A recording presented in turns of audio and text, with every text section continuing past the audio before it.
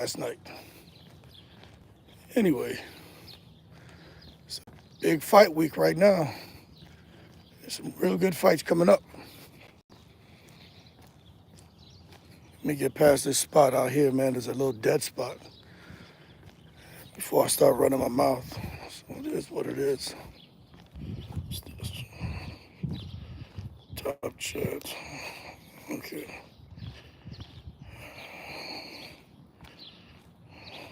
All right. All right. I'm out of that by that dead spot. Okay. So this seems to be a very interesting year in boxing. I see here this year in boxing so far, people are calling this the year of the upset so far. Seeing some of these fighters get in the ring who are favored to win, and they end up losing. And I kind of agree with them on that, you know. And as a result, they're kind of carrying that conversation into this weekend, and I believe it's in the coming week, because you got Subriel Matias getting ready to scrap. Good morning, Hood. Good morning, Bradley. RMX is morning, Hood. Broner found his tooth yet? Nah, but he has some work done at the dentist. I don't know if he's getting an implant, a partial. I don't know what he's doing, but he has a picture. He looking like, it looks like an image from Bum Fights. He's looking crazy in that picture, man. His teeth have all been filed down because Adrian Broner obviously had his teeth filed down so he could put those gold, like that grill, those fronts in his mouth. So that's why his teeth look all crazy. I just think it's stupid for someone to go in who has a healthy set of teeth and go and file all of your teeth down to put these damn fronts in. That's what Adrian Broner did. But I don't know, I think he did, but this is supposed to be the year of the upsets, and there's so much going on. Guys getting in trouble. But you look at what's coming up this week with Subriel Matias and Liam Paro. Every time I do a live or I talk to somebody, the problem with this, right? I don't think many people truly know who Liam Paro is. I see people aren't giving Liam Paro a chance to get in the ring and clip Subriel Matias. And I'm telling y'all right now, Subriel Matias can fight. Subriel Matias is a bad boy. And I've been saying it, I'm gonna remain consistent. I don't understand why they picked Liam Paro to fight Subriel Matias out there in Puerto Rico. I'm gonna keep saying it. Out of all the fighters they could have picked, I just think Liam Paro is one of those guys who can come and he can spoil the show. Mr. Ozzy, oi, oi, oi. He's trying to build off of his win over Montana Love, which a lot of people, make sure y'all hit that like button, right? A lot of people didn't expect him to come and clip Montana Love. You know why? Because they didn't know much about Liam Paro. And this is the thing that I just find interesting. You just never know when you're gonna get an opportunity to get on the big stage for a huge fight. And when they pitch that to you, you've got to hit a grand slam. And that's what Liam Paro did. Liam Paro hit a grand slam. The thing is, the bases are loaded now. Is he going to hit another grand slam with the bases loaded? Because that's what he's looking to do. But Subriel Matias is no joke. And that's why this weekend's going to be a great fight. And that's why I'm taking my fire stick with me, because I'm going to be out of town. But I am not missing that goddamn fight. I like the Puerto Rican. I like the Aussie. But I also understand this fight could go either way, people. Subriel Matias can hurt you, but he can be hurt too. Especially when he's standing there in a goddamn a shootout. He can be hurt. But it seems like his punches hurt a lot more than what he gets hit with from his opponents. You know what I'm saying? I think Ryan's lawyer told him to do something like this. Mental health issues are the perfect counter to defamation lawsuits. Gage the Slayer, what's up, champ? You know, you may be on to something about Ryan Garcia. And those of you who are in the chat, we jump around from subject to subject. So I apologize if that's not what you're into, but I'll jump around from topic to topic. So we'll get back on Matias. But you bring up a good point about Ryan Garcia, because I think his team, the more I look at it, I think they know they're up shit creek. I think they know they're up shit creek, man. And with Ryan Garcia and attacking Twitter personalities, saying crazy stuff about the Prime product, of course, with the crap he has going on with Devin Haney, then to go in a damn hotel, the Waldorf Astoria, and vandalize it, and then they have a helmet on his head. It makes you wonder if he's not being advised by his legal team, like, okay, things aren't looking good for you. We need you to come off as a little crazy. We need you to go to the hospital. We need them to keep you there for a couple of weeks. Like, he knows what he's doing. His team knows what he's doing. If that's the case, I would say it's brilliant. I'll be honest with you, I don't think I have enough energy myself to keep up with that. You know what I'm saying? We all getting tired of Ryan's antics. Yeah, that shit is old, man. Nobody wants to. Like, I'll be honest with you, I don't even want to hear nothing from that guy no more. It's extreme. What he's doing is extreme. And I understand the Twitter stuff, the personality, but I'm just tired of it, man. I can't even. I'm not trying to be fair, but I'll be honest with you. I think they need to take him somewhere and work with that guy, man. He got some mental health issues for real. It doesn't mean because he is out here playing crazy or he's depressed. Who's not depressed? You know what I'm saying? Who doesn't deal with some anxiety? Everybody has mental health issues, man. Even little kids. If you look at it by definition, you can see a little kid that'll make a paper airplane. Every corner is perfect. Every fold is perfect. Every angle is perfect. When they go to fly that airplane, that little paper airplane, if it doesn't fly, they freak out. They have obsessive compulsive disorder. And they have all their airplanes done the same way, lined up in a row. Everything has to be just a certain way. They get diagnosed for shit. So everybody has it, but that doesn't make you crazy. And it definitely shouldn't alleviate the responsibility for them to sit here and do the right thing. And you look what's going on with Ryan Garcia with the shit with Devin Haney and Pets. They should stick it to him. If you know what I'm saying, once they make a final decision, or I don't know why it's taking so long to make the goddamn decision, but to me, they should stick it to Ryan Garcia.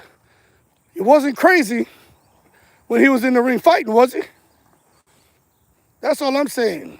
The man wasn't crazy before he signed the Devin fight. He wasn't crazy when he went out there with Floyd Mayweather, and Floyd was advising him on what he could and what things he should and shouldn't do in the fight, helping him figure out how to come in the ring and the rules about once you come in a little bit over, like I think it's 3 pounds or more, they don't force you to make the weight. And just make sure you agree to pay a little fine. That way the fight can go forward and you're not drained. So don't come playing crazy now. That's all I'm saying. But hey, you got a smart team, and they hook it. And it could be where they're sitting and say, hey, this is these are the things that we need to do. Because you're in a bad spot. And I do think Ryan Garcia is in a bad spot. I think Ryan Garcia should be held accountable. I really do. I'm just being honest with you. When you take a look at the sport of boxing, there's so many people who get away with shit. Unfortunately, when you talk about these issues, everybody wants to boil it down to race. Man, get that race talk out of here. That shit is so corny. I expect young people to talk like that. But if you got a little gray in your hair, like me, man, we should be able to talk about something else than just race. The young people, I expect them to talk that because they're young, you're supposed to be fucking stupid. Everything is race to these dumb motherfuckers. Let me tell you, that shit ain't had nothing to do with race. It's about people just being out here making bad decisions and not being professional. Everybody should be professional. I heard somebody say Adrian Broner lost to Blair Cobb because Adrian Broner was a black man. I said, what? And Blair Cobb was a white man. I said, the world has gone crazy. That's why I do more lives and videos now. I'm going to get back to doing the videos. But y'all, I can't read some of that bullshit, man. My PTSD flares up with these stupid asses that everything got to be about race. Ryan Garcia is not getting no preferential treatment over Devin Haney because he's Mexican, which so many people say that he's white. That's not the case. It's like Devin Haney. The way his career has been, he's been moved throughout his career. So you're telling me Devin Haney was able to pick and choose the opponents he fought where he had an advantage size-wise and everything because Devin Haney was a black man? I've heard that argument too. It's like, goddamn, everything got to boil down to race. I don't agree with it. He says, Ryan Garcia and his dad, like father, like son. Yeah, his dad's kind of out there, man. And you know what's ridiculous is you see these guys get out here on these huge stages, right? And you want to hear from the fighters, you want to hear from the trainers, you want to hear from the managers. And as a result, you know, you got to hear from Bill because he wears several hats when it comes to Devin Haney. But Ryan Garcia's dad, he's a nobody. But he did help Ryan Garcia as an amateur. He trained him. But for the most part, his dad, to me, he shouldn't be talking. And this is my thing, right? Whoever's the trainer, the promoter, they should be talking. Maybe the manager, but the goddamn parents shouldn't be allowed to say shit. That's like John Fury. They still can't shut him up. You know what I'm saying? John Fury was in Tyson Fury's corner, creating all kind of confusion. And Ryan Garcia's dad, the same thing. Devin Haney's dad, again, he's got a role to play so you can understand why he talks. But half the shit he says is just, you know, he's just making noise, so he's just as bad as the other ones. That's just my 2 cents, man. But they need to figure it out. And Ryan Garcia, I don't think his dad, old Henry ain't gonna be able to help Ryan. Because I think they're coming for his ass, you know what I'm saying? I think they're gonna put that pressure on Ryan.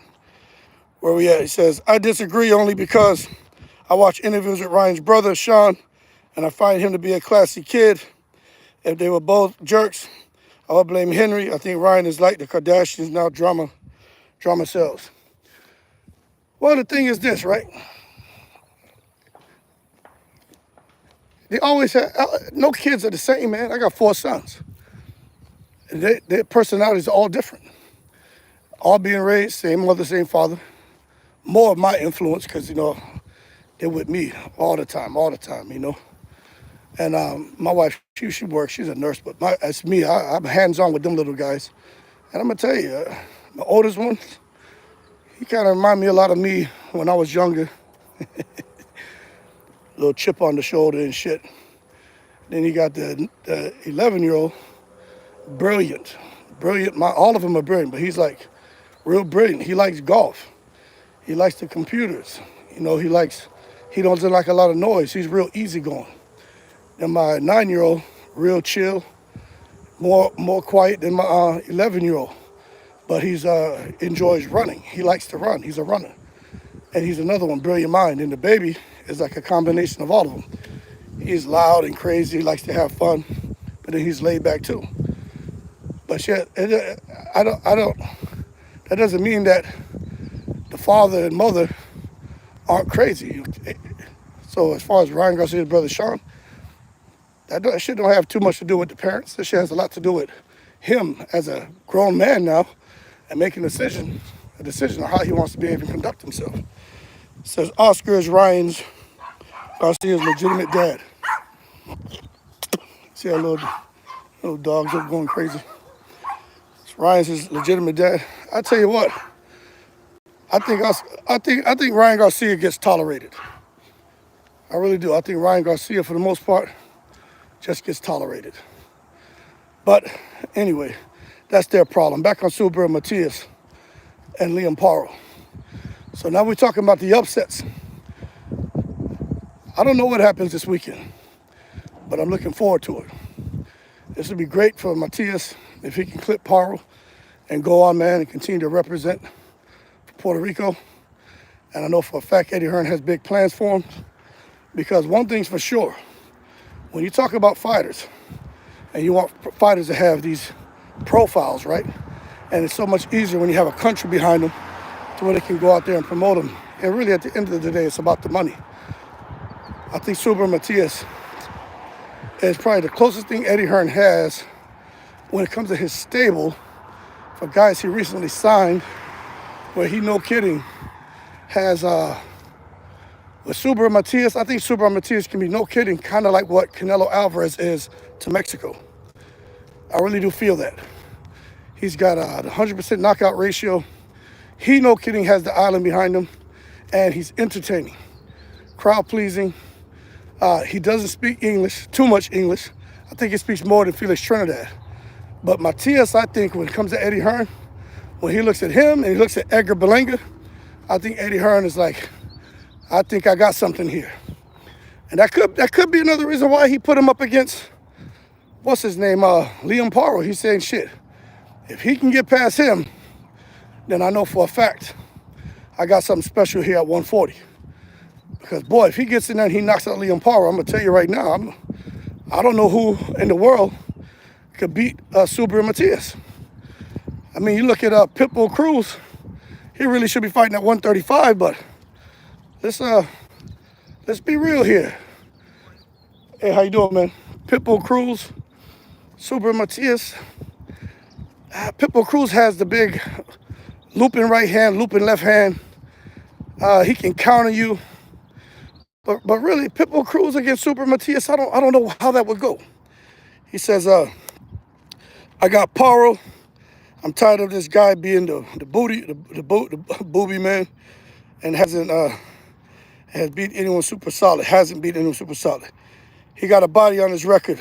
I love your YouTube channel, River. I appreciate it, man. One fine porcupine, Tio. If Paro and Zoo keep up the good work, Australia would not be the joke of boxing. Kambosos didn't do much to make us respect Ozzy except for the Tio fight. You're right. So let me get back here. He says, I got Paro. So Bradley Taylor, he going for Paro. I'll tell you what, man. Paro's got, let me see if this fool lets me cross. He's going to try to run me over. All right, thank you. Good to have some sense. Liam Paro, he can scrap. But when it comes to them Australians, man, Tim Tszyu's already put him on the map. You had the heavyweight Lucas Brown, who did some good stuff for him. What's his name did some good stuff for him. Kambosos, and then Jeff Horn. But nobody really, for the most part, I think you're right. Not many people are really taking Australian boxing serious. And I don't quite agree with that. I think they should be taking those guys serious. Eddie Hearn has some serious business dealings and some agreements that he put into place over the last couple of years to bring big events and not just boxing, but I think the snooker and billiards and other things to Australia. So Eddie Hearn is going to keep investing in Australia and the athletes. And I wouldn't be surprised.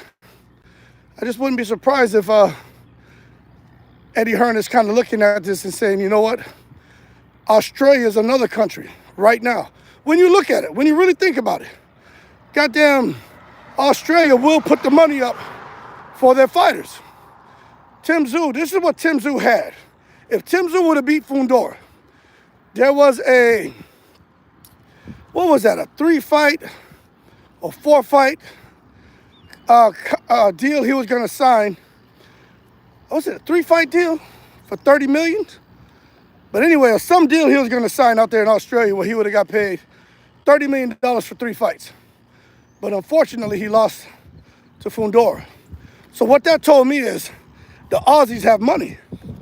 They'll put the money up for that guy, you know what I'm saying? And if Liam Paro can come in here and do the business, Eddie Hearn's looking at that saying, shit, Australia could be another spot where I can actually go and have guys fight and make huge money. So Eddie Hearn's not dumb. He's always looking at the profit margin. But Puerto Rico, there's some money there. But I wonder, is there more money in having a guy like Liam Paro win or more money in having somebody like Subriel Matias win? You got an island. They're both islands. But you got Puerto Rico, then you got Australia. Which island will put the most money up behind their fighter? See, I want to think Puerto Rico, because they had Trinidad come out of there, Cotto come out of there, Calderon come out of there. They had so many big fighters come out of there. And Don King put so many Puerto Rican fighters on the map. I really, when I look at it, I'm sure this is something Eddie Hearn talks about. I'm sure that he looks at all this. I wonder. One fight says he's got a body on his record. Yeah. There's something special about Matias' hands. I was watching him fight last night, a highlight. I can't remember who it was. It was like a European fighter. And man, he was putting the bing bings on Matias. But then Matias came back and hit him with a right hand left hook, because Matias is left-handed, in case y'all didn't know. He fights orthodox, but I really believe he's left-handed. And I mean, he almost killed the guy with that shot. The guy got up, they kept fighting, but there's definitely something special about Subriel Matias and his hands and his power. And I think we need to recognize that. But we'll see this weekend, because I'll tell you, I just think this weekend I think this guy's one of the biggest tests Matias has ever faced. And I think Matias is one of the biggest tests that Paro has ever faced. And I think with Eddie Hearn, he's really looking at the next 2 or 3 fights, what he can actually set up.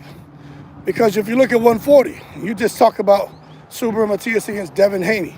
I mean, get out of here. Subriel Matias will kill him. When you take a look at Subriel Matias against Pitbull Cruz, that's a pretty competitive fight. But I just don't know if Pitbull Cruz can handle Matias. But one thing I know is Matias will be there to be hit, and that's where Pitbull Cruz thrives at. Pitbull Cruz will be right there to be hit, and I just think that's a mistake for Matias fighting a guy like Pitbull Cruz to just kind of walk towards him and try to chop him down. It's just a matter of who chin holds up, and we know that Pitbull Cruz has a pretty solid chin. Teofimo Lopez. First of all, I guess my question is, what's going on with Teofimo Lopez, people? Somebody tell me what's going on with that guy. Teofimo Lopez, to me, is he's letting me down. He's letting himself down. It looks to me like he's going a route where he thinks he's more than what he is, and fighting. I guess he's not worried about becoming undisputed again, because I think he's going to fight in Honduras, right? Somebody that nobody really knows. And a lot of these promoters and a lot of the boxing fans are pissed off because they really feel Teofimo Lopez is that good of a fighter that he should be out here at least trying to unify the division. I don't know about all the boxing politics involved, but I do know Teofimo Lopez. I think since he's gone to the 140-pound division, he's been very lucky to get some of the wins that he has. Very lucky. So that could be why they're saying, forget all this bullshit. Obviously, his power is not there at 140 like it was at 135. Actually, the competition's a bit stiffer at 140 than it was at 135. And Teofimo Lopez happened to beat Josh Taylor, who was the man who beat everybody else. But Josh Taylor was all, he was all dried and dehydrated and washed up to a certain extent. But Teo beat him, so he gets the credit. So it's like he's taking that win and he's running with it. I think Teofimo Lopez should still come out here and keep fighting top-level opponents. But he's not. And somebody said Teofimo Lopez just taking a page out of Gervonta Davis' handbook. How to keep winning, how to keep getting paid, and how to go out with the least amount of risk. Keep winning, getting paid with the least amount of risk. And they said that's what Teofimo's looking to do right now. I didn't hear Teo say that. You won't hear him say that. But if you look at his behavior, I can understand how somebody arrived at that conclusion. So it is what it is. Where we at? It says Parlo's really good, but not sure if he can pull it off. Yeah, I don't know. We'll have to see. Because it's one thing to come in there and fight Montana Love. Montana Love, again, he can't even break a goddamn egg. We talk about Devin Haney not having the power. Montana Love doesn't really have the power. But the other thing with Montana Love is he fights, I believe, southpaw, but he's right-handed. So once his right hand, his jab and hook, he's not able to get that shot off. His left hand is a non-threat. So a guy like Montana Love is up shit creek, because if you can sit there and nullify that right hand of his, he's a sitting duck. And that's what happened when he fought what's his name?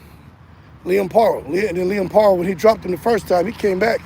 As soon as they kicked, Montana Love got back to his feet, he hit him with that straight, that jab, and then that right hand. Bing, bing, dropped Montana Love. He was hurt. But we'll see. Matias is not Montana Love. I watched Matias fights last night. I've been watching Matias a lot more because I want to see what about his footwork? You know, what about his hand speed? What does Matias really bring to the ring? I know he brings power. I know he has a high guard. He catches a lot of shots on his gloves. He does little subtle things that when you're watching the fight, you may not pick up. I'm telling you, Matias is all right, man. Matias can scrap. He can scrap. We'll see. He says, what's up, Hood and Chat? What's up, Hybrid? It says, going to be a great weekend of boxing. Matias versus Parra, Benavidez Gvozdyk, Gary Antoine versus Puello, and Tank versus Martin. Let me tell y'all something, man. You see that Tank and Martin? These goddamn Gervonta Davis fans are going to end up running up on somebody and biting them, man. Even today, I'm looking. I saw somebody with a little bit of sense. They came out and said, just because, what's his name, Frank Martin has power, that doesn't necessarily equate to a victory over somebody like Tank Davis. And they did recognize Tank having power. They said he does have power. I mean, Frank. They said Frank is strong. He's powerful. They said, but all y'all keep talking about is size and power. How come nobody's talking about skills? How come nobody's talking about conditioning? And I thought that was a good point. Is when you look at Tank and Frank, power-wise and as far as who can lift the most weights, maybe it's Frank Martin. But when you talk about who could actually come out here and outskill an opponent, I don't think there's any argument that Tank Davis has more skill than Frank Martin. And for anybody who wants to argue that, I would say, well, you hold your horses and let's not take it to the stupid. How can someone out here come and with confidence, right, say that, yo, Frank Martin has more skill than Gervonta Davis? Now, the one thing I will say as I get through these comments, right, he says Elijah Garcia, local Arizona kid too. Okay, he says, I mean, Australia have Cambosos and 50K capacity stadiums. Oh yeah, that is true. I totally forgot Elijah Garcia is on the card. He's fun to watch. I think Cruz would sleep Matias. Damn. If he fights the wrong fight, Cruz could get to him. Roman Villa is on the card too. Like to see where he's at after the loss against Boots. Oh, Roman Villa is fighting? I didn't know that. That's good. He says, I thought Boots beat Villa into retirement. Boots beat the shit out of Villa, didn't he? Teofimo's unpredictable. He will look good one fight and horrible the next. I agree. I still think he needs to, I'm not going to say get rid of your father, but bring somebody else on to help him, just like Devin Haney. Top Rank ain't got no 140-pounders. Yeah, I think you may be right about that. He says that Keyshawn will be at 140 soon. Yeah, he will be at 140. But I don't know, man. I don't know about Keyshawn Davis. I'm not high on Keyshawn Davis. You know what I'm saying? He says, why do you walking around, what's your name? Sophie? These are called Beats, Power Beats headphones. I'll get you a pair, man.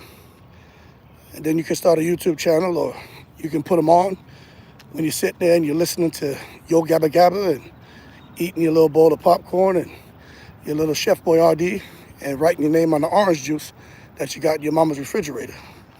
So go ahead and get you a pair of these Beats, Power Beats earbuds, man. I think you would like them. Montana Love was always going to be a letdown, just another Broner with no resume.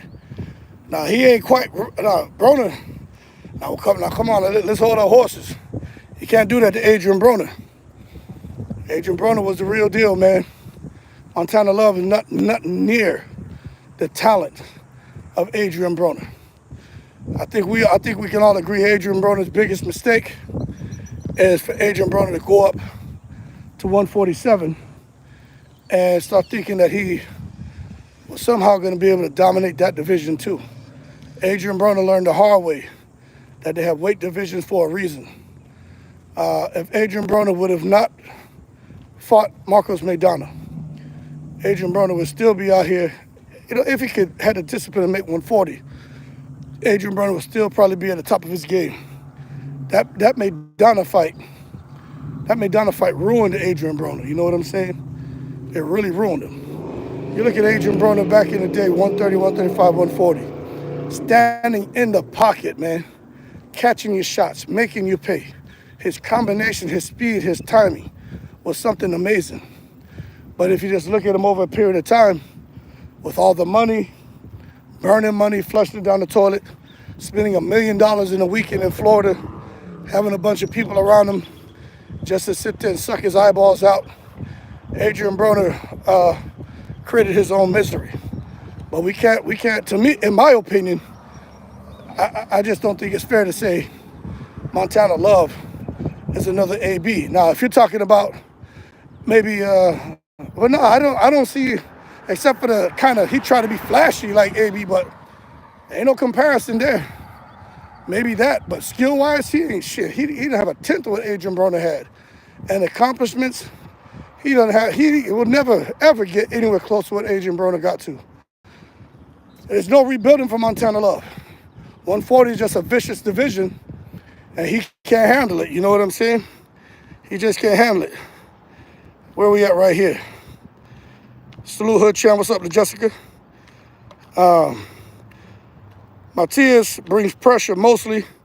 I hate to say it, but the style like Devin can beat Subriel. Devin Haney, this is the problem I think Devin Haney runs into. Well, first of all, let's just be real. I don't think Devin Haney will ever be the same with what he went through against Ryan Garcia. What Devin proved to me after the Ryan Garcia loss and to where we are right now, present time, he's very worried about his image, and he hates the fact that he has a loss on his record. Even if it's turned to a no contest, Devin Haney's going to lose against Sando Martin. So that being said, if he was to get an opportunity to fight Matias, which I think his dad will put duck sauce on the fried rice and say, hell no, you ain't putting Dev in there with that Puerto Rican killer. But if he did, I just don't think Devin Haney will be able to pull the trigger, especially if he's throwing that jab, trying to throw the right hand, and Matias is catching most of those shots, that little subtle head movement, getting out of the way of shots, and coming forward now and countering Devin's jab with his jab, or Devin's jab with his right hand, and Devin feels that goddamn power. I think by the goddamn 5th or 6th round, Devin will find himself, backed up on them ropes, because he's, one, doesn't want to get embarrassed. Two, he's worried about letting his hands go because he knows he already went through with Ryan Garcia. And three, he just doesn't have the power to keep a bull like Matias off of him. But if he can box the perfect fight from the first second of the first round to the last second of the last round, Devin has a chance, because we can't, just because Ryan Garcia put the bing-bings on him, it doesn't mean Devin Haney can't box. Devin Haney can box. Got them long arms. He has a very smart jab. But I'm going to tell you again, I just think the problem with Devin Haney is he's fighting people that are bigger than him. His size are bigger than him, And that's his problem. And I just think he's going to always struggle at 140. He'll have to fight somebody who came up to 140 like Pitbull Cruz. But then again, that's another problem, because Pitbull Cruz, he ain't worried about nothing Devin Haney brings to the table. Pitbull Cruz is going to rush him. He's going to bum rush him and look to knock him out. You know what I'm saying? Make sure ain't no snakes in this room. Big ass snakes right there. Get these comments. It says, Keyshawn moving around like Shakir, like a sidekick. Yeah, I'm going to tell you what, man. With Keyshawn Davis, he don't seem really focused to me. And I think Keyshawn Davis is an amazing fighter. I do. But he reminds me of Jared Anderson, man. Jared Anderson and Keyshawn, maybe that's something Top Rank doing to them fighters over there. There seems to be a disconnect. I'm watching Keyshawn and how he talks and how he acts. Then he gets in the ring. And it just seems like something's missing. Maybe he doesn't quite have the speed that I would like to see from him. But he's working out there with Bomac, and those guys are doing a good job with him. But I'm not really sold on Keyshawn Davis. I'm just being honest with you. But as he keeps working, I think he can get there. But there's something about him that to me is missing. But there's something about him that's there as well, because the man won a silver medal. He's doing really good as a professional. But when I watch him, I don't know if he's quite ready to get in and bang with them big dogs, man. I just don't think so. It's just like Jared Anderson. There's something there, but there's something missing. And like Jared Anderson about to fight Bacoli. He ain't ready for that shit. He ain't ready for that. And then you look at Shakur Stevenson. Shakur Stevenson's a bad boy, another silver medalist. But after coming off of that performance against Edwin De Los Santos, I really believe Shakur Stevenson is going to end up running into a wall, because Shakur could probably go to 140. But again, it's something. There seems to be something missing from these guys, man. But there's a whole lot too. I'm not trying to just say they don't have nothing. I would never say that. But when I look at, I've talked about this before. When you look at guys like Floyd Mayweather when he first started off, Miguel Cotto, De La Hoya, you know what I'm saying? Zab Judah, like this, David Reed, Felix Tito Trinidad, Sugar Ray Leonard, Hearns. Like, you look at those guys in their first 10 or 15 fights, man. You saw something special about them. Like, you could say, yo, ain't nobody gonna beat them. I just don't feel that way when I watch Shakur. I don't feel that way when I watch Keyshawn. I don't feel that way when I watch Jared Anderson. I don't feel that way at all. They're great. They're good fighters. Some people say they're great. Well, I would say that they're between good and great. How about this? Keyshawn's good. Jared Anderson's good. Shakur's great. But none of them are special to me. How about that? Those other fighters I mentioned, they were special. These guys are not special. And they'll go far, but they just won't do anything special like what those other fighters did. That's just how I see it. Yeah, and I think that pressure that Matias brings, I think that pressure will break Devin Haney down. Keyshawn moving around Shakur like a side stick. He says, watch Frank Martin's media workout. The man does not tuck his chin. It'll be another Leo Santa Cruz type of knockout. Yeah, it could be. So he could easily get a belt at 135, but he's going to let Shakur have it and go into shark-infested waters at 140. And that 140-pound division is a problem. I already know Frank's game plan is to box and move, but what's going to happen when it doesn't work? I feel like Frank can adjust on his own, and his coach has to tell him when to. Yeah, they said they're looking to counter Tank Davis. That's the game plan from Frank Martin. And if you guys can hit the like button, I'd appreciate it. Don't cost you nothing, but it helps me out. So thank you if you choose to hit the like button. Let me tell you something. Derrick James is smart, and Derrick James knows boxing. You can't take that from him. But for them to say they're looking to counter Gervonta Davis, Gervonta Davis is open to be countered. They're going to exploit that and get the knockout. And I'm like, Gervonta Davis he's susceptible to being countered, huh? So that's the game plan?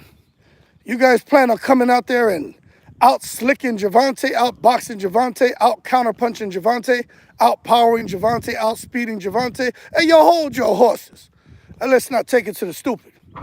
I rate Derrick James. I give Derrick James all the credit in the world.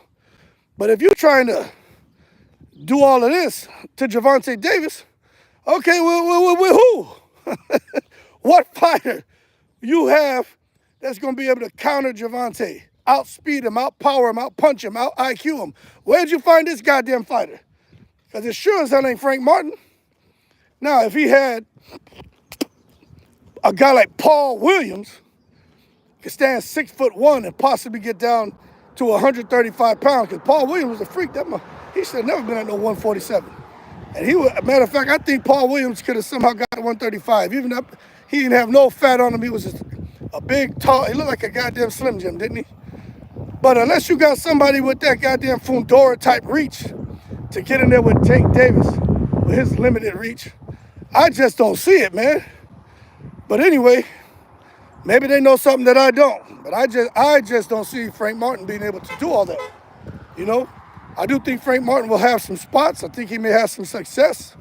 A whole lot of rumors about them sparring. Word on the street is Frank Martin put the beans on Tank.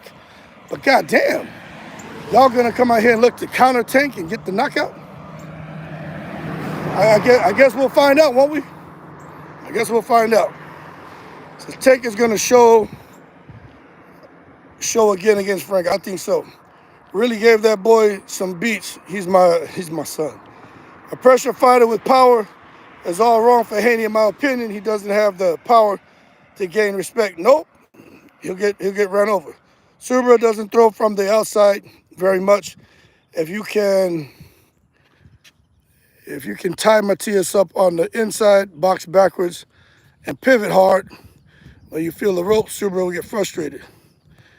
He says, at Don Dude, you hear the excuses Freaky Maliki said on Wilder, saying he lost some fight during his time he lost some fights during his time as a fighter. Yeah, I'm glad you brought that up. I'm gonna talk about that. So Bomac has always been speaking very highly recently about Keyshawn. I think he has been putting in the work. What up, Hood? What's going on, son of Apollo? Yeah, so I think we pretty much covered. Matias is a beast. It'll take a real good boxer to box from the first second, the first round to the last second, the last round to beat him. Now, this is the thing. I'm glad you brought up Freaky Maliki. Y'all don't know who Freaky Maliki is. I'm talking about. His real name is Dohana. Donna Dohana. A different name. I don't know. I don't want to make fun of nobody's name because my real name is a little bit different and shit. And sometimes people, well, everybody got a sense of humor, but I think his real name is Dohana Malik Scott, aka Freaky Maliki. Freaky Maliki needs to stay away from cameras. I'm telling you, that man hasn't seen a camera he doesn't like, and Bernard Hopkins hasn't seen a goddamn microphone he doesn't like. You put a microphone in front of Bernard Hopkins, he starts really believing that he earned a goddamn doctorate degree, and he starts coming out here trying to kick knowledge, just confusing the shit out of everybody with his horrible philosophical ways of speaking. And Freaky Maliki, you put a camera in front of him, he can't wait to tell you how Deontay Wilder is to blame for the loss and not himself as the coach. Freaky Maliki needs to be fired. Get rid of him. I'm telling y'all right now, I don't trust that guy. He came out and did an interview. I think Ellie Seckbach was talking to him. Was a horrible, horrible interview in my opinion. Now, you got to understand with me and my background, man. I'm a retired cat. I spent a lot of time in the military, right? I retired from the military at a very high level. Let me tell you something. When someone's talking, I hear things differently than most people. And when you start coming out here and you have somebody who you're responsible for training, you're responsible for teaching, mentoring, you're responsible to get them ready for the big test, the big fight, whatever it is you're preparing them for. And when they don't perform, let me tell you something, motherfucker, you take the blame. And when I listen to Freaky Maliki, he keeps blaming Deontay Wilder. He keeps blaming Deontay Wilder. Oh, yeah, he shouldn't have never got hit with that shot. I've trained him over and over. Look, I got the video. I got the footage. I got everything. I got my notes. I can show you. Here's all the proof that I did what I was supposed to do. That Freaky Maliki, I'm okay. Deontay Wilder's not okay. It's Deontay Wilder who didn't do what I told him to do. It's Deontay Wilder. Deontay. He. It's like, yo, Freaky Maliki, you taking it to the stupid. Deontay Wilder don't see what this man's doing. It's horrible. Man, that guy don't care about no goddamn Deontay Wilder. He cares about himself. Because he knows if Wilder retires, Freaky Maliki wants to still come out here and train. Still try to develop people. You heard what he said? Oh, well, when Zurdo Ramirez, when he went and he gets a victory, nobody says anything about that. When this fighter gets a victory, it's like, yo, Freaky Maliki, nobody's asking you a fucking question about Zurdo Ramirez, whoever else you train. We talking about goddamn Deontay Wilder. And obviously, you may be qualified to train a fighter to fight C-level opponents. But you're not qualified to take a fighter and put him up against the elite. And don't get me wrong, Deontay Wilder, you know what? Maybe he was never a special boxer. But he had some fundamentals. And what Malik Scott did, because Malik Scott was no more raw, it's all meow. He ruined him. And then he won't take any credit. This is the second time I've seen him get in front of camera when he lost to Parker. What was Freaky Maliki saying? Oh, hey, yeah, father time, he's undefeated. And, when you look at Deontay, and what Deontay did, he had a great run. He had a phenomenal run. Deontay. Motherfucker, stop. I can't stand listening to that guy when he talks about Deontay Wilder because I don't care, man. And it could just be because of how I'm wired. Man, fuck that. Anybody who was underneath me, their wins were their wins. But their failures, that shit was mine, man. I always went in there into those briefings, especially if we had an inspection or something. Even if we, out of 10 areas, 9 of them was flawless. If we had one area where we didn't perform to our potential, I didn't let my people take them shots. I went in there, man, big boy pants on. Fuck that. Shoot me in my chest, man. I'm going to take it. All the ridicule, all the finger pointing, all of that. I'm going to eat that shit up. But when I come back into my office, I'm going to get in their ass like, hey, I just went in there. They just riddled me with hollow points. What went wrong here? I know we trained on this. We trained on that. We did this. What happened?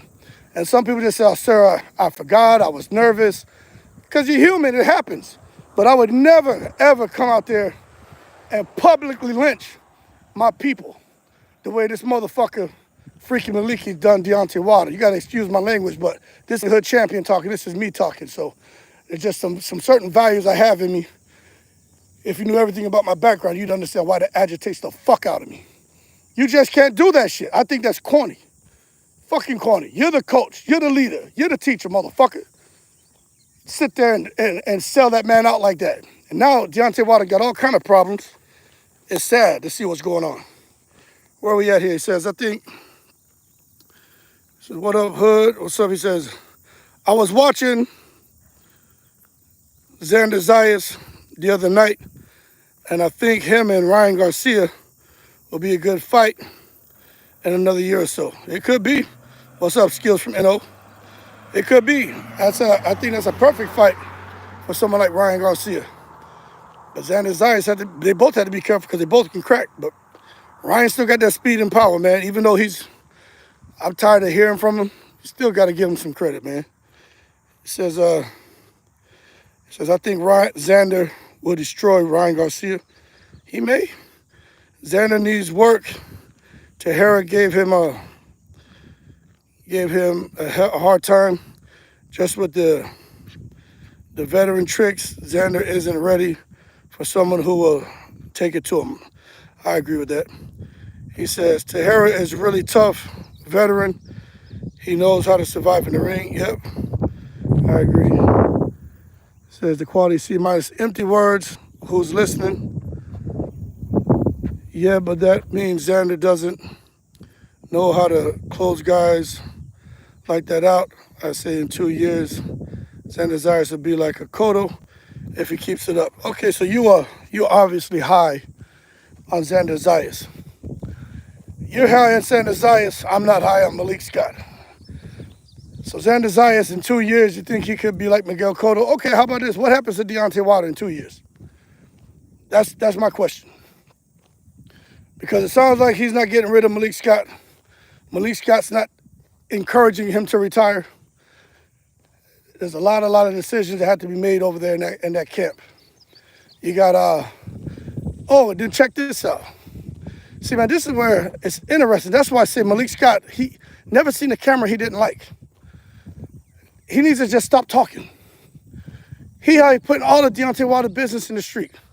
I did not know that Deontay Wilder hasn't talked to his father since, I believe it's Malik Scott started training him. I didn't know that. Malik Scott came out and said that. Now, this is why, for those of you who are like, man, this guy he just don't like Freaky Maliki. Nah, man, it's more than him with Deontay Wilder, and I feel ruining Deontay Wilder, right? He said if Deontay Wilder ain't talking about how he and his father haven't spoken in however many years or whatever, right? Why is Freaky Maliki telling the world that shit? So when I'm watching the interview, I'm not saying, aha, this is good content. I'm saying, what the fuck is going on here? Why is he telling the world that? You know what I'm saying? I would never come out and say that kind of stuff, man. Even if the father came out and said something like, I haven't talked to my son since Hood Champion started training him. And somebody put a camera in my face and said, hey, so is there any truth to Deontay Wilder's dad saying that he hasn't talked to him since you started training him? I'll be like, no comment. Never heard anything like that. Next question. Or I just won't say nothing. But I'm not going to come out here and confirm or deny. So when Malik Scott starts talking, it really, to me, I get annoyed. And he's frustrated too because he sees the comments, he sees the videos. You know, at first he was laughing after Deontay Wilder lost to Joseph Parker, right? Malik Scott was laughing. He was in the UK, smoking a cigar, doing an interview and laughing. And all he kept saying was, man, I love this shit, man. I love this shit. You know, hey, it's boxing, comes with the territory. Hey, I'm ready. You know, I'm ready for it, man. Whatever you got to say, throw it at me. I'll accept it all. Oh, he wasn't talking like that now. He wasn't talking like that at that interview with Ellie Seckbach. He looked like he's ready to goddamn try to thump. He mad now. He don't like everybody saying something bad about him. It's not funny no more. Deontay Wilder losing, he don't realize, or maybe he does, there's a lot of people, just like he claims that he care about Deontay Wilder, there's a lot of people who feel Deontay Wilder's story about why he came into boxing. And as a man, forget the whole thing about whether he can fight or not. I mean, we know how shit can be when it comes to females, you know. We don't, of course, I don't condone nothing crazy, but, man, come on. That shit is stressful, man, if you're in a relationship with a chick, and especially a mix. You got a marriage with a mixed family, and she have 2 kids by 2 different men. Then she had a kid with Wilder. Wilder had 2 sets of kids by 2 different women. And then they all come together, and that shit's stressful, man. You got Gerald Big Baby Miller out here. Every chance he gets, he wants to let the world know how he slept with Deontay Wilder's, which was his fiance. That's horrible shit. And then you want to somehow, whether it's being done intentionally or not, add to your boy's misery. And I don't respect that. You know what I'm saying? Where are we at? This guy says, empty words, who's listening? Let's do this. So let's go ahead and get rid of the idiots on here. No idiots allowed on this channel. Take that shit to the Young Boys channel. It says, yes, but that means Xander doesn't know how to close guys like that out. I say in 2 years, be like Cotto. He could be. Wilder is making money now. Winning is out the window. Wilder's just a gatekeeper now. If he wins, it'll be by accident.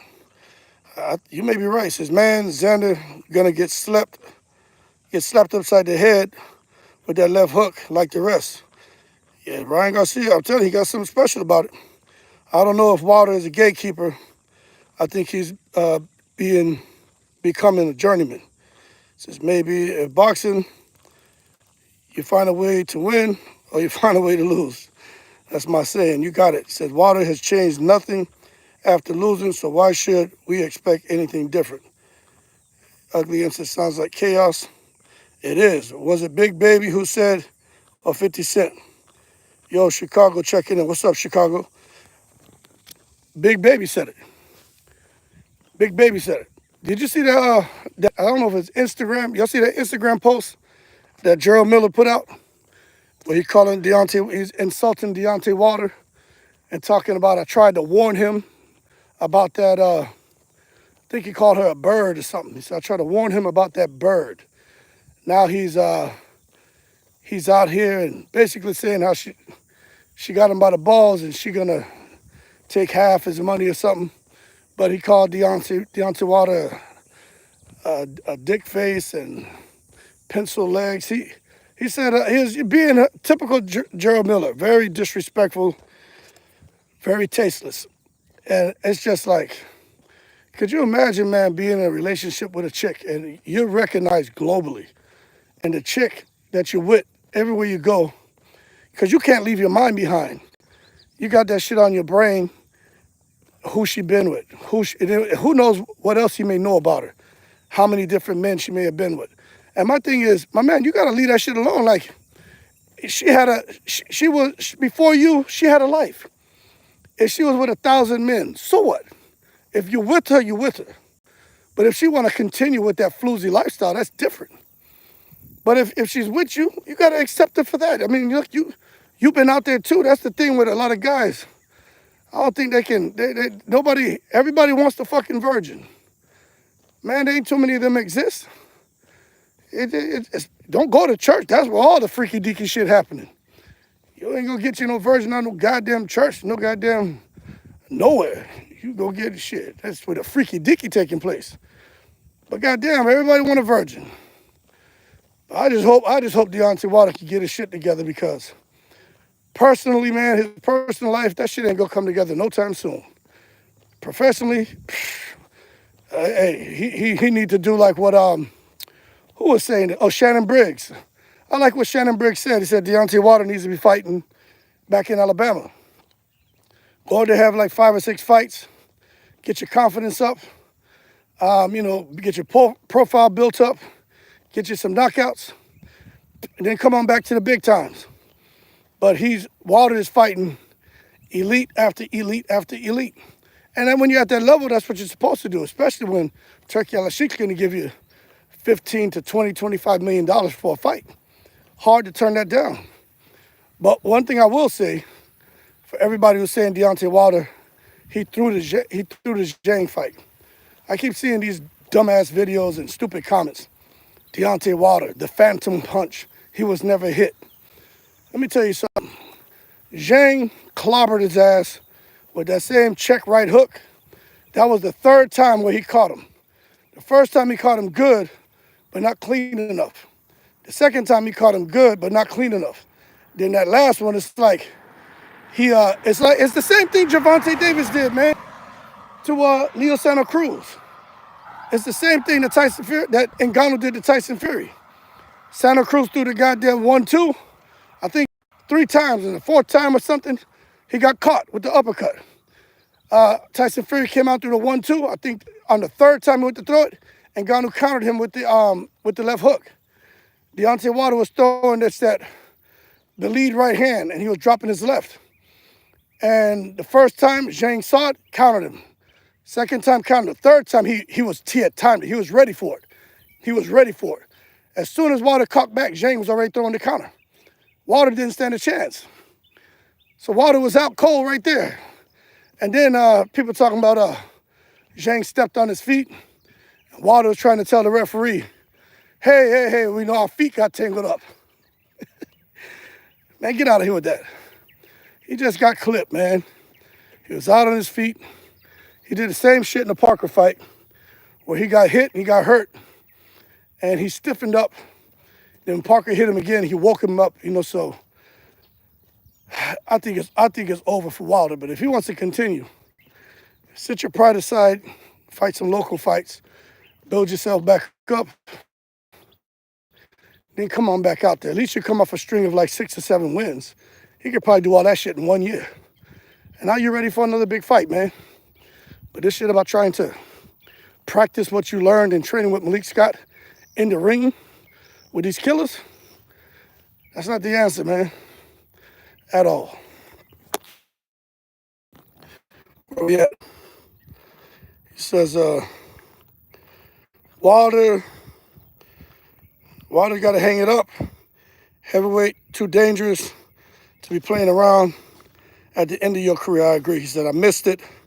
What's up, champ? He says, pencil legs. Yeah, Gerald Big Baby Miller's rough, man. He says, on my soul, you're right. Yep. He says, church is where All the freaks say, oh yeah, I know. I'll give y'all a story about that shit. Matter of fact, let me get through this. I'm going to give y'all the story. It says, true, preach.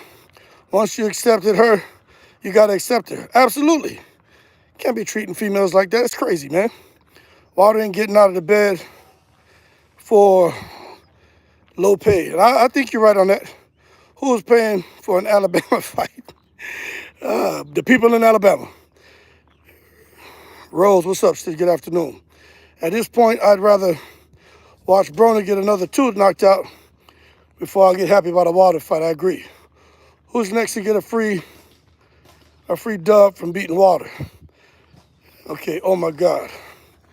All right, so this is the thing right here. People talking about preaching in church and the freaks in church, right? So we had a boxing match. My coach he was real religious, man. He was always talking about Jesus, Jesus, Jesus, like Ryan Garcia. He said, if y'all win your boxing matches, y'all got to come to church with me on Sunday. Now with me, I didn't mind. I grew up going to the church. I also grew up going to mosque. So when it comes to religion, you're not going to get me to say nothing negative about any religion, but I have a very good understanding of Christianity and a very good understanding of Islam. Just how I grew up. So anyway, the man's like, yo, y'all come to church if you win. So all right, we had the boxing matches on Saturday. All of us won. I got a knockout. My boy Shane got a knockout. This kid Doc lost. But the other ones got our knockouts. Anyway, the coach was like, all right, we have one person lose, the other 8 won. So me and y'all got to go to church. So we go. So I was like, y'all meet y'all there. So Sunday, I get up, I go jogging, showered up, got the cologne on, dressed up, boom, I roll up in church. Because I'm out there. I was single back then, so I'm in church. You know what I'm into doing. Y'all walk up in there. Man, all them honeys was up in there, man. Up in there, man, flirting and shit. Half of them I knew from the fucking club. I was like, you gotta be kidding me, man. I'm seeing who's up in the choir singing. I'm like, oh, I know all about that one, that one, that one, that one. And I was just sitting in the crowd looking and shaking my head. Because half of them that was up there, Hood Champion had already singled and mingled. And I just said, you know what? Can't judge them, you know what I'm saying? They're human, they're single, they're chilling, and what they're doing is positive in here. But I was shocked to see half of them who was up there in that choir. And then when I walked up in there, chicks in there flirting and shit. I remember that, especially when they hold you. I remember the stand. It was these girls. I went and sat. I was sitting with the team, but then I ended up going and sitting by these girls on purpose because I saw one I was trying to get at. And they're like, oh, if you by your neighbor and grab their hand and shake their hand, and it's the way she grabbed my hand. Next thing you know, I'm about to leave. She run up and give me a phone number and shit in the goddamn church. But that kind of shit used to happen all the time, so I wasn't surprised. But I was just like, God damn. The freaks come out at night. Hell no, the freaks come out in church. But that's a whole nother story. All right, back to business. It says, come on now. It's freaks everywhere. Yeah, there are, Chastity. There are. You're right. Since I'm 35 with no kids, I was waiting on a virgin. Shit. Islam more. I'm not Muslim or Christian, but I'm a Moor. Okay. So that's the problem. Y'all can't be going to church back. Says, bro, you're right. Can't judge. Yeah. I don't judge I didn't judge nobody. I'll just be honest. I was surprised when I walked up in there. But remember, this is out there. I'm out here, man. This was overseas. Everybody go on Sunday. Church was almost like the hangout for some people. You know what I'm saying? Because everybody be clubbing on Saturday and talking about who going to church on Sunday. All up in there smelling like goddamn Hennessy, Long Island iced teas. Somebody got the goddamn irk and jerk coming out their goddamn pores. Even the preacher. I saw who was preaching. I said, him? I said, you gotta be effing kidding me, man. But it was different, man. It was fun. It was fun. We used to have fun. Everywhere I went, I had fun, man. But anyway, kind of Deontay Wilder, I don't know. So it is what it is. Now Gervonta Davis and Frank, we already talked about that. I got Gervonta winning. Gary Antoine Russell, Puello. People keep saying Puello's gonna have too much speed. too much speed for Gary Antoine Russell. I don't know about that. I think Gary Antoine Russell beats Puello. I think he knocks him out. Puello can say all he wants about he was taking clomiphene so he and his wife could conceive, and now they conceived. They have a child, and then he just didn't realize what he was taking was a banned substance and just happened to still be in the system. There was nothing, there was no foul play on his end. And I'm just telling you, I don't know if I buy that shit. But anyway, I got Gary Antoine Russell winning. David Benavidez and Gvozdyk. It's just hard for me to go against David Benavidez. Speed, power. You hear the sparring stories about David Benavidez beating the shit out of Bivol in sparring and so many other fighters. So I would have to give it to Benavidez. But Gvozdyk, I guess, when you take a look, Gvozdyk was Canelo's chief sparring partner. So, I mean, if he was in there giving Canelo the business and holding his own, I mean, Gvozdyk deserves a lot of credit. Gvozdyk is the guy who sent Adonis Stevenson to the hospital with bleeding on his brain. So when you look at Gvozdyk and going up against David Benavidez, there's something special about Gvozdyk. I think he's a Ukrainian fighter too, right? He's not going to come in there and just quit. But I think it'd be a really, really good fight. But I got Benavidez winning that one. And then it's Carlos Adames. Adames is fighting... Who the hell is Adames fighting? Gausha or somebody? Anyway, I hope Adames can get the win. But, I'm not so sure what happens there. But it's a solid card, man. This weekend has great fights. Great fights, man. Just to think Saturday, I'll probably be in Florida out there night fishing with my sons. I'm going to try to figure that one out because my youngest, he goes to bed early, even on vacation, man. 8:30, 9 o'clock, he's out. So I'll probably be back at the Airbnb chilling. So I'll probably be able to go live, but again, I don't know. It just really depends. But we'll see. Good ass fights, man. But I think if Gervonta Davis gets past Frank Martin, which Frank Martin is the biggest challenge Gervonta Davis has faced. And you know what? This is the other thing. Gervonta Davis, you could tell I think jail changed him a little bit. And I don't know if that's good or bad. When they were interviewing him, he said he was a little scared about getting in the ring with Ryan Garcia. And he said because he had watched all these clips of Ryan Garcia knocking everybody out. I guess he's seen sparring session where Ryan Garcia was there and Ryan Garcia was knocking people out in sparring. And Tank said when Ryan Garcia's brother Sean came in there, he was like, oh, you're going to feel his power. Tank said he was a little scared because he knew Ryan Garcia could hurt you. And he said when he finally hit Ryan with the body shot and Ryan Garcia didn't want to continue anymore, Tank said he was relieved to not have to worry about Ryan Garcia in that ring anymore. And when he said that, I said, shit, I wonder if he's just opening up now and sharing some things that he probably felt but would have never shared because people would judge him and say, oh, he's weak, he's scared. Because Tank Davis kind of always has his quills out. You got to understand how he grew up in his background. But it looks like he's evolving and becoming more comfortable with just being true to who he is and to let people know that, hey, I don't have to be Al Capone 24/7. I'm human, and this is what I felt. But if he loses to Frank Martin, I am sure that interview where he was talking about how he was afraid going into that Ryan fight because he was like, shit, this man may knock me out. I'm sure somebody's going to bring that up and talk about the signs were there. Gervonta Davis was afraid of Ryan, and he was afraid of Frank. Jail changed him. But we just got to wait and see how it goes. But if Tank wins, who's he going to fight next? You know what I'm saying?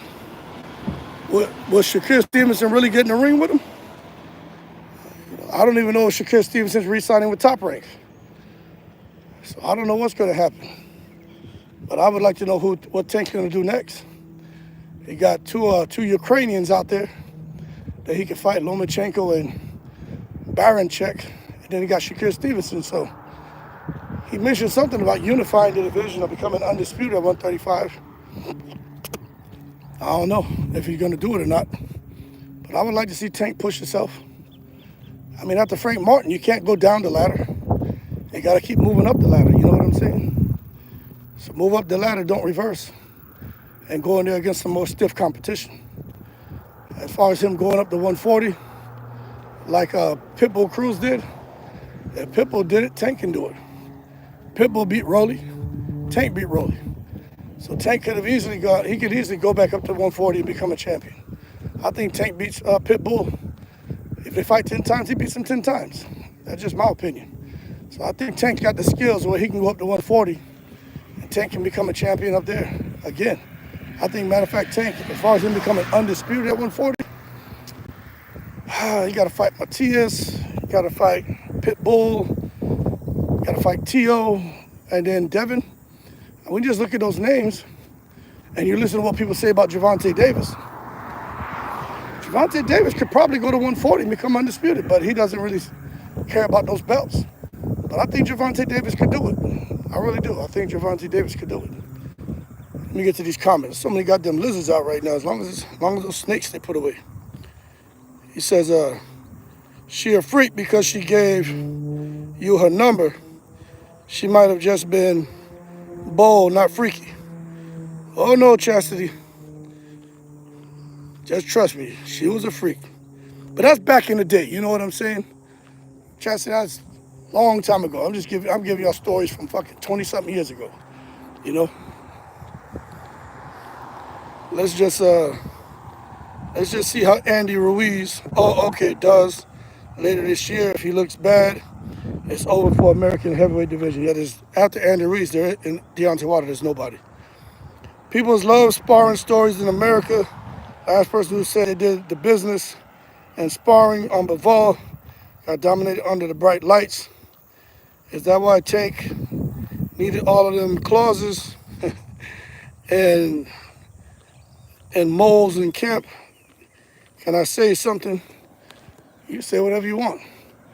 Yeah, that could be what it was, man. He was a little concerned from Ryan Garcia and that power. Oh boy. It's hot out here, man. I'm heading back to the crib. How long have I been out here? Good. By the time I get home, I would have been out here an hour and 30 minutes, hour and 40 minutes. Get ready for the day. Tomorrow I'm taking off. Getting on the road, man. To go chill with my sons on a little vacation. We're going down to Florida as well, but man, I see they got them sharks. Shark just bit off a girl's leg and I think her hand or something. So a bull shark attacked her, took her leg and her arm, right out there in Panama City. Panama City, man. I'm not going to Panama City, I'm going closer there. Then I'm thinking about shooting down to Opelika, Florida, to go down there and chill by my uncle and chill in Miami for a few days. But man, with all these damn shark attacks and them migrating and coming into the shallow, man, that shit, it concerns me, especially to go out there with my sons, you know. That's what it is. So who else? Let me see something. Who else said? That's it. That's really the big weekend coming up. Says, with all respect, I don't see Tank beating Matias at 140, but I'd like to know how you see that fight. This is how I see Tank and Matias. I see Tank on that back foot, Matias coming forward. I see Tank just kind of the first round, just kind of circling, getting underneath the shots of Matias, because Matias is very aggressive. He's going to come forward, jab, right hand, hook, uppercut. Tank's going to download data. And then I think Tank is going to explode where he allows Matias to walk into a trap. And Tank explodes with that big left hand. Whether he knocks him out or not, with that first shot, I don't know. I think he hurts him. And I think the energy in that fight immediately changes. Because Matias is going to say to himself, Konyo, Kadaho. This little guy can hit. And after that, he ain't gonna want to walk into no shit like that. I really do. I don't think Matias, if Pitbull Cruz couldn't cut the ring off on Tank and get shots off on Tank, I just don't think Matias is gonna be able to do it.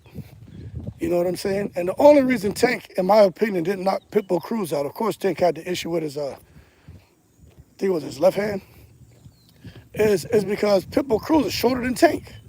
So when Tank was shooting the shots, Pitbull Cruz was able to get underneath most of Tank's punches. It's like when Tank fought Ryan. Ryan was firing that left hook, but Tank's already, 5'5"? So then when Ryan was throwing the punches, he was bending his knees, Tank was. So Tank was reducing his size to about 4'1". So Ryan never had a chance in hell to land that big left hook because Tank became smaller than what he was. Now, when you talk about Subriel Matias, I think it'll be a similar thing. Tank's going to get smaller than what he was, but he is, to avoid those big shots. And he's going to hit Subriel with something Subriel doesn't see. I think he beats him. But I know some people are going to sit there and say, no, nah, how you figure that? I'm just telling you, I just think the size of Tank, the speed of Tank, and Tank's going to sit back, and he knows he has an aggressive fighter in front of him, and Tank's going to say he fought stupid. He just keeps, you can't follow a puncher around the ring. And that's what I think Matias is going to do. Because that's his style. Matias is not trying to float like a butterfly and sting like a bee. You know what I mean? He's looking for the mash-up, crash-up. He's coming after you. And Tank is going to catch him with some shit that he doesn't see. I'm telling you, I think Tank knocks him out. I think he knocks him out within 4 rounds. I know some people out here who are big on Matias can say, hood champion, you're taking it to the stupid. No, just look at what I'm saying. Just look at it stylistically. Tank's not stupid. Matias isn't stupid, but Matias is aggressive. And for him to be aggressive with Tank is stupid. He's going to walk in to a big mega boom left hand, I'm telling you, and go get knocked out. Because the same way Matias can knock people out and hurt them, Matias can be hurt and knocked out. It's just his opponents haven't been able to really keep him off of them like that. And they didn't have the ammunition really to keep him off of them like that. Because Matias is he just got a lot of will and drive and determination, and he's committed to inflicting damage on his opponents. I'm telling you, Tank will walk his ass right into that left hand. And if it's not the left, it'll be the right. Bottom line is Matias, within 4 rounds, he gets knocked out. And Tank go and knock out the boogeyman there.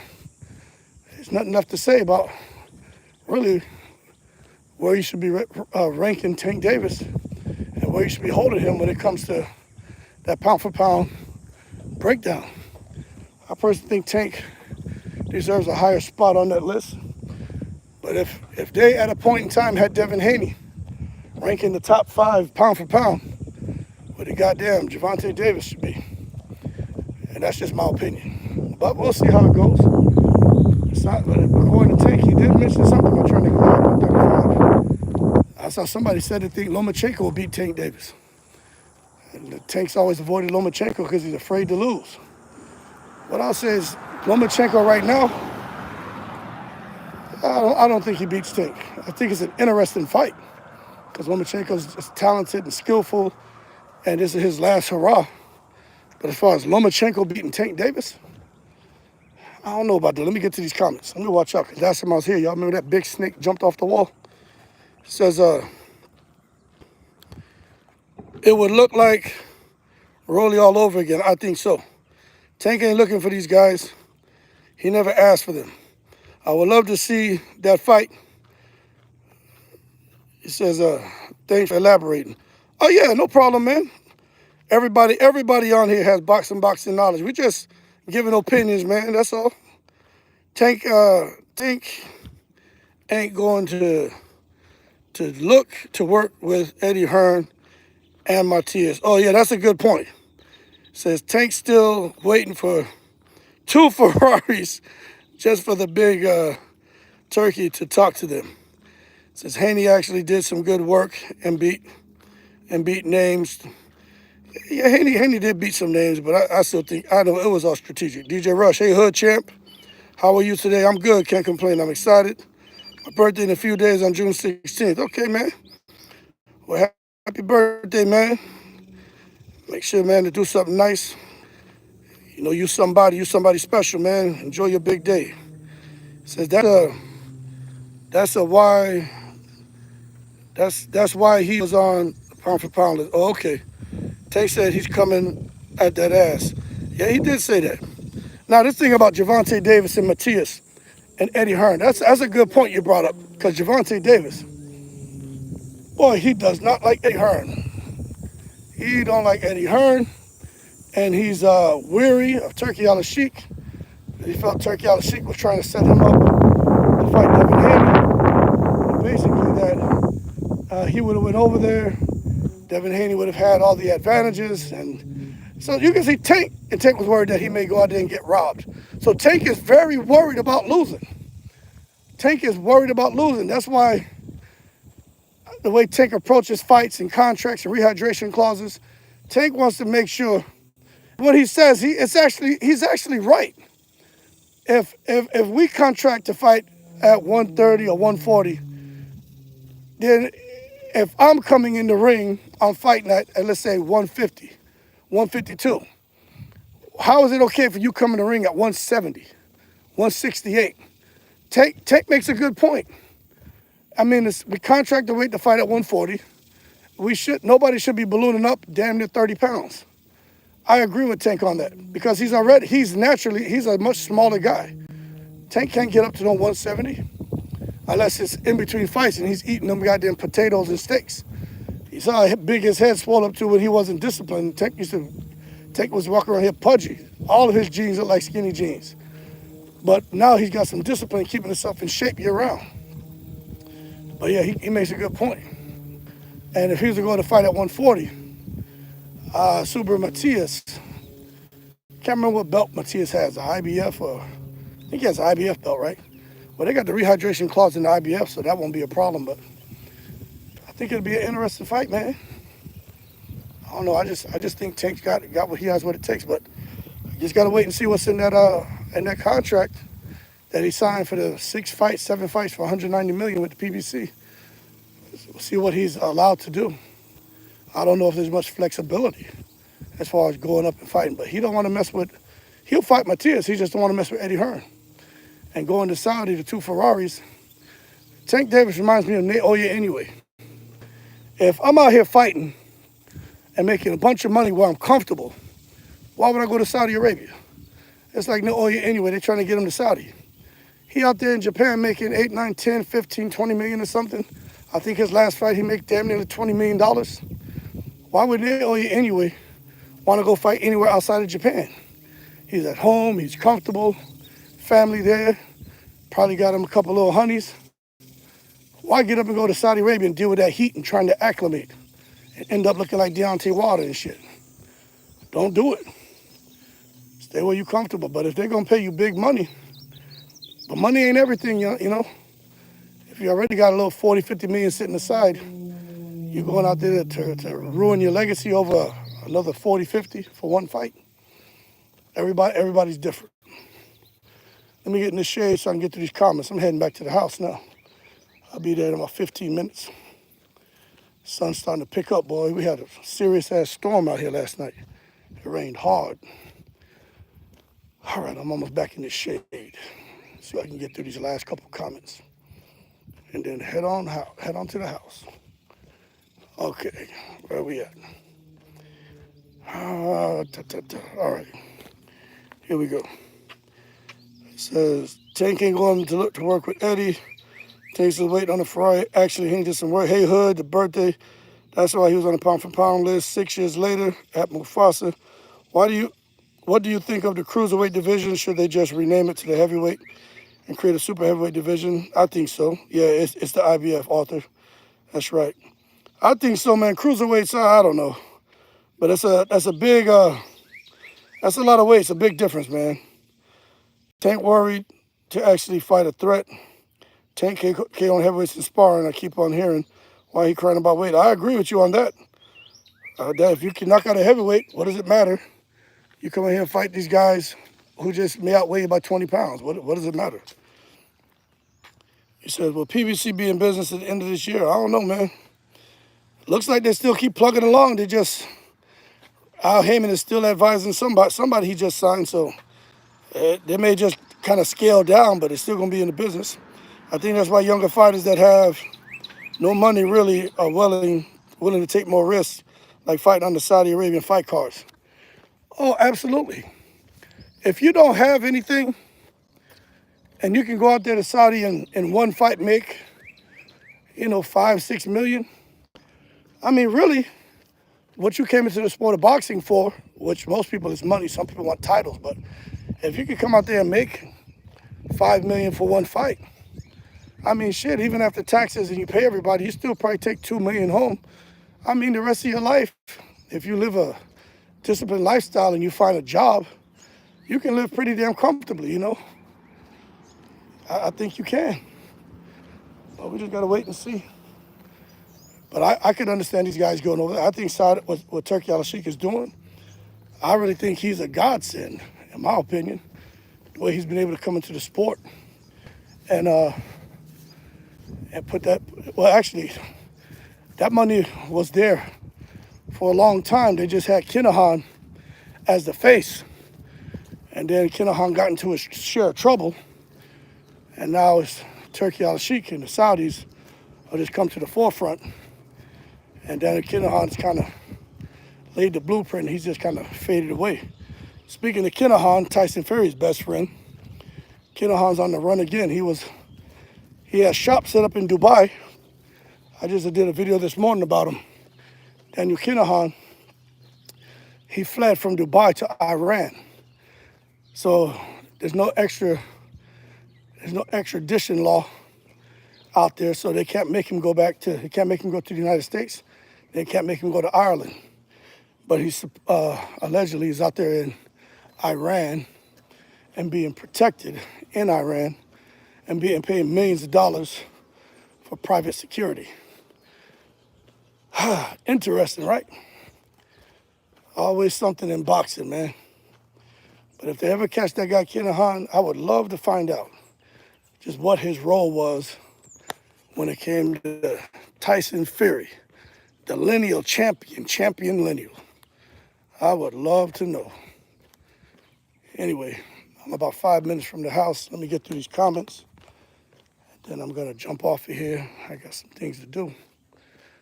Get the bags packed to get on that road tomorrow. So we're gonna do our thing. Let me see what we got here. It says,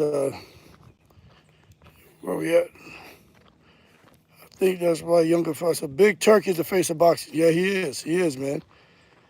DJ Rush says, I'm glad I found boxing and martial arts. I found it in a time that's kind of dark for me and my family. My grandfather passed away a couple of months ago. I'm sorry to hear that.